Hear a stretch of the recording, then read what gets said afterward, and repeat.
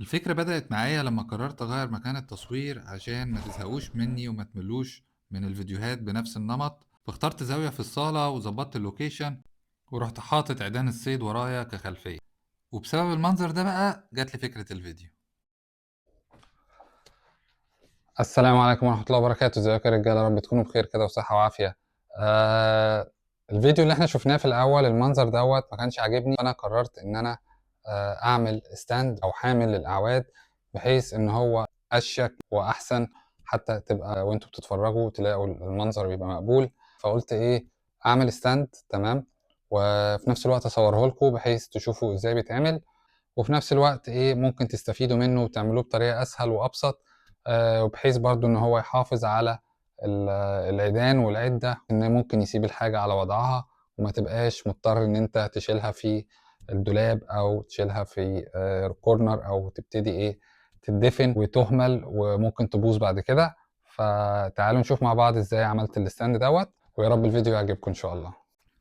بدأت أروق المكان وأحضر الحاجة اللي هشتغل بيها. طبعا الموضوع في الأول كنت عايز أعمل حاجة بطريقة بسيطة وتكلفة بسيطة، بس هو وسع مني شوية. 4 قطع من الخشب، والخشبتين البيض دول كانوا فوق البيعة. ده الشنيور ودي البونط والمنشار اللي انا استخدمته، واللي اتبقى من القطع من الخشب لما قصيته كان قطع صغيرة عملت بيها 4 رجول. وكانت كفكرة أولية إن أنا أعمل ال4 رجول دول. الخشب الكبير كان طوله متر والعرض 9 سنتي والسمك 2 سنتي، والخشب الصغير اللي هتعمل منه الرجول كان برضو طوله حوالي 20 سنتي والعرض كان 9 والسمك كان برضو 2 سنتي. أما الخشب الرفيع ده فكان برضو نفس الخشب الكبير، بس الاختلاف كان في القطر، كان حوالي 1.25 سنتي. ابتديت اخد العلامات وبدأت بالخشبة الرفيعة عشان دي الخشبة اللي هيدخل فيها أعواد بتاعة الصيد، وبدأت أعلم السمك بتاع الرجول والمسافة بحيث إن أنا أبقى محدد المساحة اللي هتكون خاصة بالتجويفات. وبعد كده جبت البنطة وبدأت آخد علام في نص الخشبة من فوق ومن تحت عشان خاطر آخد خط طول من الجنبين، بحيث إن أنا لما أجي أحفر بالبنطة يكونوا متساويين جنب بعض. ورجعت خدت علام من الجنبين عشان لما يتوصلوا ببعض هيديني شكل مربع، وكنت سايب ما بين كل مربع حوالي 10 سنتي. مش عارف ليه حاسس اني دخلت في حساب المثلثات، بس هتعرفوا ليه ايه سبب المربعات دي لما وصلت زوايا المربعات ببعض. اداني المركز او السنتر اللي انتوا شايفينه دوت، هو ده اللي انا هحفر بيه بالبنطة عشان اقدر اوصل ل6 دواير مقاساتهم مظبوطة. وبعد كده جبت الشنيور عشان ابتدي احفر. اكدت على العلامات اللي انا هبتدي احفر فيها، وبدأت أركب البنطتين ببعض. هما بيبقوا قطعتين بيجوا بالمنظر ده، بيبقى شكلها النهائي كده. وبعد كده جبت خشبتين عراض بحيث إن أنا لما أجي أحفر مخرمش في الترابيزة اللي أنا شغال عليها. أول ما بدأت أحفر في ضيف سمعني هيشرفنا. ده المنظر بتاع الحلقات. طبعا الجزء دوت كان هو أصعب حاجة، إن أنت تطلع الخشبة ديت ما ترميهاش، خليها عشان أنا استخدمتها بعد كده وهتعرفوا إزاي. والضيفة راحت مشرفة زي ما انتوا شايفين.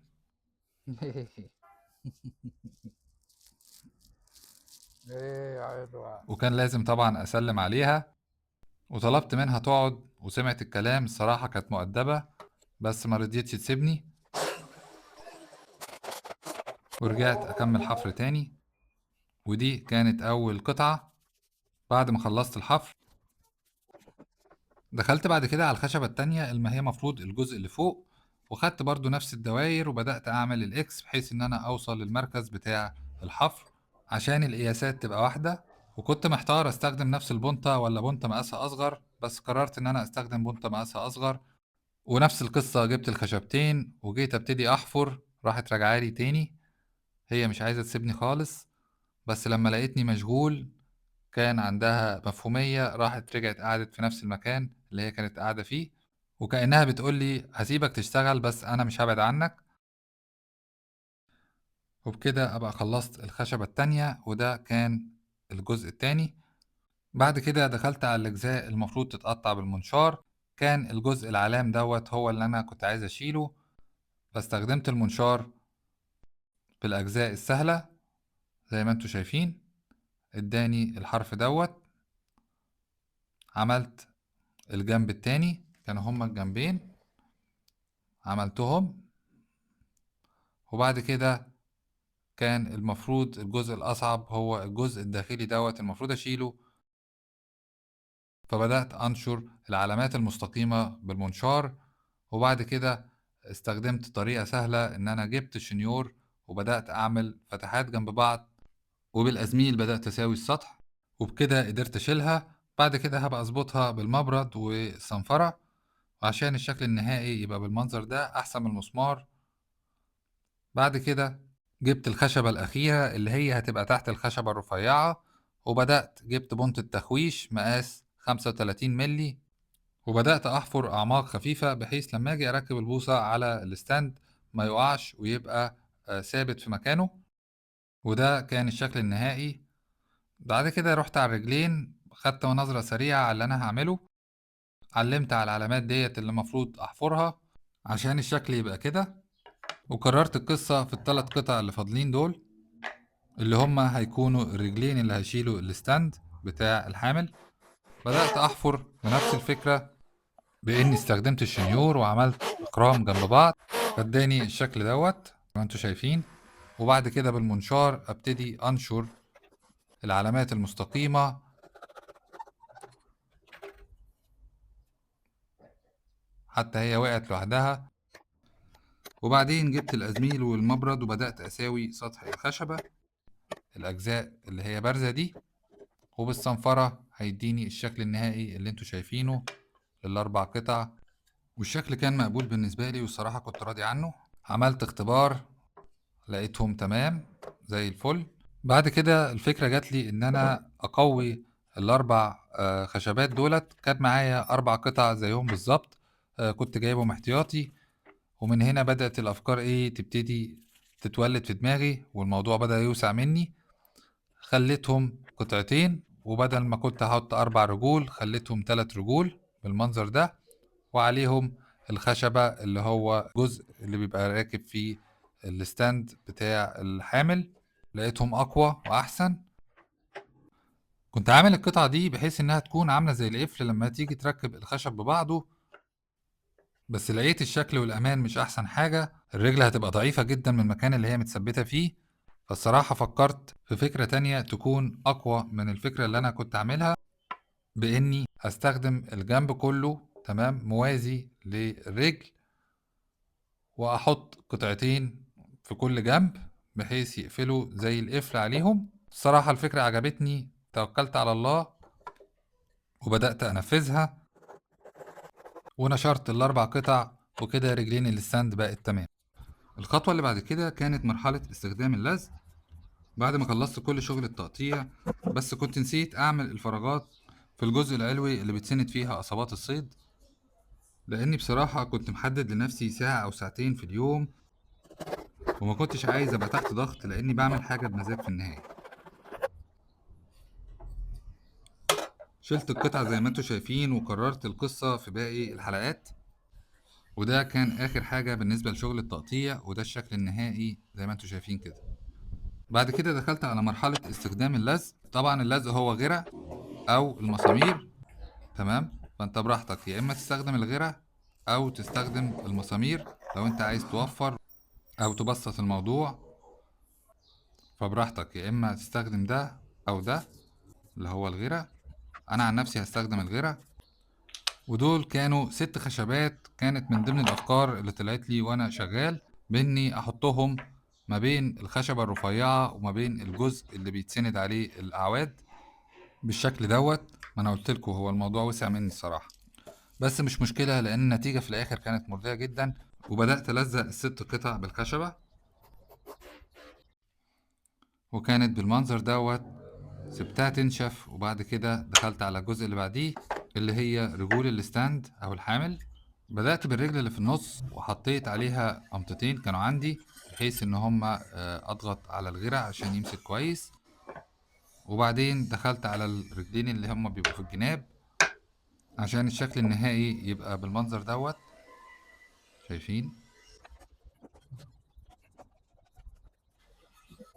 وبعدين جبت قالب الطوب دوت وحطيته على الرجلين. فاكرين القطع دولت اللي اتبقت من حفر الحلقات بالشنيور؟ دلوقتي هقول لكم هعمل بيهم ايه. جبت المسامير اللي بصامولة، والفكرة ان انا اعمل راس للمسمار، لان الهدف اصلا من الحامل دوت غير ان هو هيساعدني في تنظيم الحاجة، ان انا كنت عايزه يبقى سهل الفك والتركيب، بحيث ان انا اقدر اجمعه وافكه بكل سهولة وقت ما انا عايز، من غير ما الجأ لاستخدام المفك او المفاتيح، لان انا ما كانش عندي صراحة مكان ان انا افضل سايبه فيه. فانا كنت جايب 4 مسامير مقاس 10 و4 مسامير مقاس الاصغر منهم، ودولت كانوا زيادة. بعد كده جبت اللزق اللي هو الايبوكسي اللي هو الانبوبتين، وبدأت اخلط المادتين ببعض كويس جدا. اهم حاجة انك تخلطهم ببعض كويس جدا. وبعد كده بدأت ألزق المسمار في الخشب زي ما انتوا شايفين، واقفل على الخشبة للآخر لغاية راس المسمار، وعدت الكرة في باقي ال7 مسامير التانيين. شكلهم هيبقى كده. الصراحة المسامير اللي مقاسها أصغر كانت السماكة بتاعتها أتخن عن الخشب اللي أنا كنت هبتدي أحفر فيه، فاضطريت إن أنا أستخدم عمدان الألووز اللي هي أرفع من سماكة المسمار. وبكده أنا خلصت الجزء الخاص باستخدام اللزق أو الغيرة. بعد ما سبت الغيرة ينشف كويس وصنفرت كل القطع كويس جدا جدا، جت آخر مرحلة ألا وهي مرحلة الدهان بالأسطر والقطنة.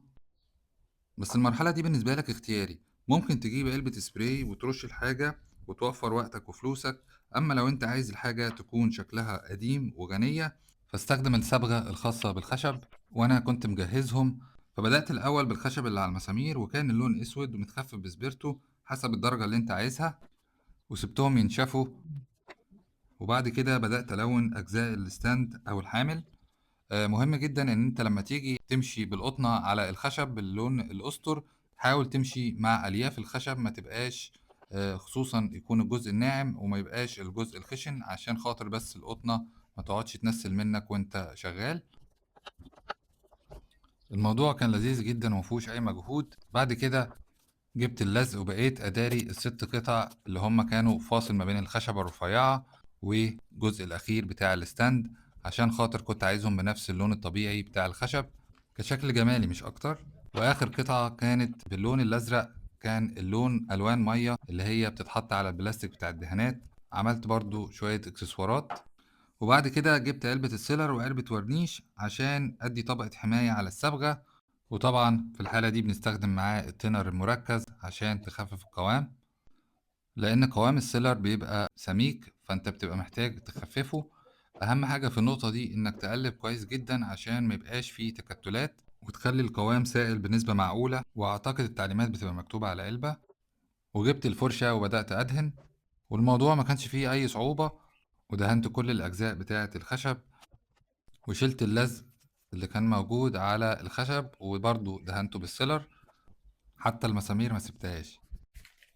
كان في طبعا خطوة مهمة جدا بعد ما بتخلص السيلر وينشف خالص، لازم تجيب حتة صنفرة ناعمة المقاس اللي ظاهر لكم على الشاشة، وتبتدي تصنفر كويس جدا، عشان خاطر بيبقى فيه فقاقيع هوا بتخلي سطح الخشب خشن.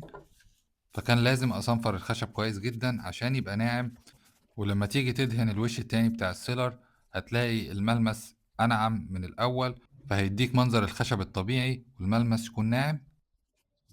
وبكده يبقى الخشب خد وشين سيلر. وبعدين كانت آخر مرحلة إن جبت الورنيش أو الفلوت، ده مادة ملمعة، وهتستخدم برضو التنر المركز في تخفيفه، لأن لون الورنيش أصلا غامق وبيغمق الخشب لما تيجي تدهن عليه. فأنا قلبت كويس وفتحت اللون، وبعد كده بدأت أدهن طبقة واحدة بس كانت كفاية بالنسبة لي.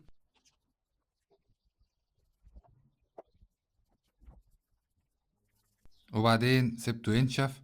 أنا الصراحة ما دهنتش كل الأجزاء بتاعت الخشب بالورنيش، لأن في فرق ما بين السيلر وما بين الورنيش. زي ما انت شايف ان السيلر اللون بتاعه مط والخشب شكله طبيعي واللون شكله قيم، عن الورنيش مديله لمعة. فبيني وبينك انا سبت اجزاء كبيرة من الستاند بمادة السيلر، واستكفيت ان انا ما ادهنش ورنيش عليها. وبكده اكون خلصت كل الشغل، ودخلت الحاجة جوه البيت عشان اشتغل على رواقة وانا بجمعها. ودي كل الحاجات اللي هتتجمع مع بعض. تعالوا بقى نجمع الحاجة مع بعض. بدأت الأول بالرجلين بتاعة الستاند، بإني أثبت فيها المسامير بطريقة أولية، والميزة المهمة إن أنا كنت عامل الستاند دوت بحيث إن أقدر أجمعه وأفكه بكل سهولة من غير ما أحتاج لأي بقى مفكات أو مفاتيح. فالرجول الجانبية هتبقى شكلها بالمنظر دوت. بعد كده بدأت أركب الرجلين في الجوانب بتاعة الستاند، كنت عامل علامات في الرجلين والجوانب نفسها عشان أحدد القطع اللي هتركب ببعض. وبدأت أركب كل جنب مع الرجل اللي خاصة بيه، وبعدين بدأت أثبت الرجل بالمسمار، واتأكدت إن الرجل مسكت كويس جدا في الجنب بحيث إنها ما تقعش. بدأت أجمع الجنب والرجل الخاصة بالجنب اليمين، وزي ما انتم شايفين الرجل بقت بتتهز ومش ماسكة كويس في الجنب، فكان هو ده الهدف من المسمارين، بحيث ان انت لما تربط بالمسامير كويس جدا هتلاقي الجنب مسك مع الرجل وبقوا قطعة واحدة ومفيش اي اهتزازات خالص. بعد كده دخلت على القاعدة بتاعة الستاند، اللي هو الجزء اللي تحت اللي بيتحط عليه الأعواد. دولت عبارة عن قطعتين، وكنت لازم أتأكد إن الخشبة الرفيعة التجويف اللي فيها ماشي مع التجويف اللي في القاعدة بتاعة الستاند عشان ما يركبوش عكس عكاس. وبعد كده جبت المسمار وبقيت أثبتهم لبعض. طبعا انت ممكن تجيب مسمار وشاكوش بحيث انك تثبتهم من الأول، بس أنا كنت حابب فكرة المسمار البارم دوت بحيث إن أنا هثبت فيه الرجل اللي في منتصف الستاند، بحيث إن أنا أقدر أفكها ولما أجي أشيل الحاجة ما تبقاش واخدة مساحة. وثبت بالمسمار، وده كان الشكل النهائي بالنسبة للرجل اللي هي في نص الستاند. بعد كده بدأت أجمع قاعدة الستاند مع الجنب اليمين والجنب الشمال، وكانت فكرة التثبيت من خلال إني بستخدم مسمارين هيتربطوا بالجنبين بس يكونوا في نفس الوقت ضاغطين على قاعدة الستاند. والنتيجة لما أربط الجزء اللي فوق خالص الستاند هيمسك ببعضه ومش هيفك. وكده أنا ما بقتش محتاج إن أنا أجيب مسامير ومفك وابتدي أثبتهم، فأنا أقدر أفكها وأركبهم بسهولة. وبالنسبة للجزء اللي فوق اللي هو آخر قطعة هتركب في الستاند عشان يبقى الستاند جاهز، عملت حركة شياكة كده وجبت الفيل المضغوط مصنوع من الفايبر، وكان مغلف حاجة كنت شاريها قابلة للكسر. بعد كده ركبت الستاند وجبت الأربع مسامير وبدأت أربط الجنبين. بدأت بالجنب اليمين، كل جنب فيه مسمارين بحيث ان هو يمسك الجنب كويس جدا، وكان المسمار طوله مناسب بحيث يثبت الجنبين بالقطعة اللي فوق. خلصت الجنب اليمين وبدأت أثبت الجنب الشمال، وبكده يبقى الستاند خلص وكان شكله مرضي. وعملت اختبار وقلت أشوفه كده هيفك مني ولا لأ، لقيته ماسك نفسه كويس، وسندت عليه بجسمي وحملت عليه عشان أشوفه هيستحملني ولا لأ، وكان تمام. بعد كده بدأت أركب الإكسسوارات دي. كان عندي شوية استيكرات لزقتها على الإكسسوار وبدأت أثبت بالمسامير. طبعا هنا استخدمت المفك لأن القطعة دي مش هتتفك، هتفضل ثابتة في مكانها. وجبت الثلاث قطع دولت وبدأت أجمعهم ببعض. فكرتها بسيطة، عبارة عن علقة أقدر أعلق عليها اللينسة، ولما أجي أقفلها تبقى موازية للجنب بتاع الستاند فما تاخدش مساحة مني في التخزين. وجبت 4 مسامير هربطهم بالمفك عشان كده كده القطعة دي هتفضل ثابتة.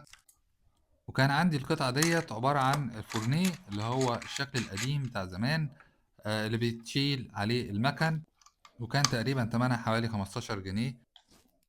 وبعدين جبت اللينسة وعلقتها في الحامل أو الستاند. الجنب التاني ركبت 2 فورنيه بحيث إن هما يشيلوا مكانتين. طبعا حسب المكن اللي عندك عدده قد إيه، فأنت براحتك زود واحدة 2 3. تعالوا نشوف مع بعض بقى الشكل النهائي والتفاصيل. صراحة الستاند كان شكله تحفة وكان شكله شيك جدا، وما كنتش متوقع ان هو يطلع بالنظافة دي. ومن كتر ما هو عاجبني بقيت افكر اني ما افكوش واشوف له مكان اقدر اسيبه فيه على وضعه واركب عليه الاعواد. بعد كده حطيت الاعواد اللي انا بستخدمها، وده الشكل النهائي. بيني وبينكم الصراحة كان الجناب محتاجة كانت تقصر شوية عشان الدبل بتاعة القصبات تكون بعيدة عن الجزء العلوي بتاع الستاند، بس مش مشكلة كانت في ايدي يعني ان اقدر اقصر الجناب بتاعة الstand وارجع اربط الرجلين تاني، وكده يعتبر الشكل النهائي. كنت مبهور جدا بشكله الصراحة وبالشغل اللي انا عملته، وفي الطبيعة شكله احلى بكتير. وبدأت اجهز مكان التصوير الجديد اللي هبتدي اصور فيه الفيديوهات الجديدة، وده كان يعتبر الشكل النهائي، والخلفية بقى شكلها احسن. ايه رأيكم؟ مش كده احسن برضو؟ استنوني بقى في الفيديو الجاي بخصوص صيد التسقيط. سلام عليكم.